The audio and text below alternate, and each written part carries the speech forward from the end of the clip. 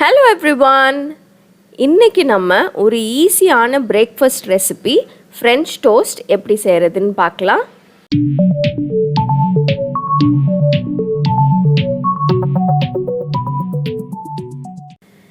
இந்த French toast செய்யறதுக்கு 2 முட்டை எடுத்து வச்சிருக்கேன். இந்த முட்டை கூட நம்ம கொஞ்சம் சக்கரை சேர்க்கணும். நீங்க white sugar வேணும்னா சேர்க்கலாம். நான் இன்னைக்கு coconut sugar தான் சேர்க்கறேன்.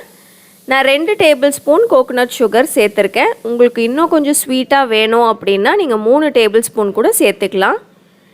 இது கூட ஒரு 1/4 டீஸ்பூனுக்கு பட்டை பவுடர் சேர்த்துருக்கேன். இது நல்ல டேஸ்ட்டாக இருக்கும் பட்டை பவுடர் சேர்த்திங்கன்னா, அதனால அதை கொஞ்சமாக சேர்த்துருக்கேன். சேர்த்துட்டு இது நல்லா கலந்துக்கோங்க. அடுத்து இது கூட 1/2 கப்பு பால் சேர்த்துக்கிறேன். பால் கூட கொஞ்சம் க்ரீம் கூட சேர்த்துக்கலாம் வேணும்னா. இப்போ இந்த டோஸ்ட்டை போட்டு எடுக்கிறதுக்கு ஒரு சாஸ் பேன் இல்லை தோசைக்கல்லில் கொஞ்சம் பட்டர் சேர்த்துக்கோங்க. வெண்ணெய் நல்லா உருகுனதுக்கப்புறம் ஒரு பிரெட் ஸ்லைஸாக எடுத்து நம்ம இந்த முட்டை மிக்ஸ் பண்ணி வச்சுருக்கோம்ல, அதில் நல்லா அதை சோக் பண்ணி இந்த தோசைக்கல்லில் வச்சுருங்க. வச்சுட்டு ஒரு சைடு வேகிறதுக்கு வெயிட் பண்ணணும். நல்லா வெந்ததுக்கு அப்புறமா திருப்பி போடுங்க. இந்த மாதிரி ப்ரௌன் ஆனோன்னு திருப்பி போடுங்க.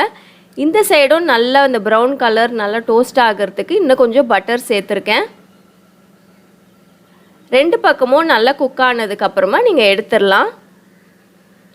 எடுத்துட்டு அடுத்த 2 ஸ்லைஸை நீங்கள் போட்டுக்கலாம். அவ்வளோதான், ஒரு ஈஸியான சிம்பிளான பிரேக்ஃபாஸ்ட் ரெசிபி ரெடி ஆகிடுச்சு. இந்த ஃப்ரெஞ்ச் டோஸ்ட்டு ரொம்ப ஃபேமஸான ஒரு ரெசிபி. சின்ன பசங்களுக்கெலாம் இது ரொம்ப பிடிக்கும். இதே மாதிரி நீங்கள் மசாலா ஃப்ரெஞ்ச் டோஸ்ட் கூட செய்யலாம். கொஞ்சம் மசாலா சேர்த்து காரமாக செய்யலாம். அந்த வீடியோ நான் ஏற்கனவே போஸ்ட் பண்ணியிருக்கேன். லிங்க் கொடுக்குறேன், நீங்கள் டிஸ்கிரிப்ஷன் பாக்ஸில் செக் பண்ணி பாருங்கள். மீண்டும் அடுத்த வீடியோவில் உங்களை சந்திக்கிற வரைக்கும் பாய்.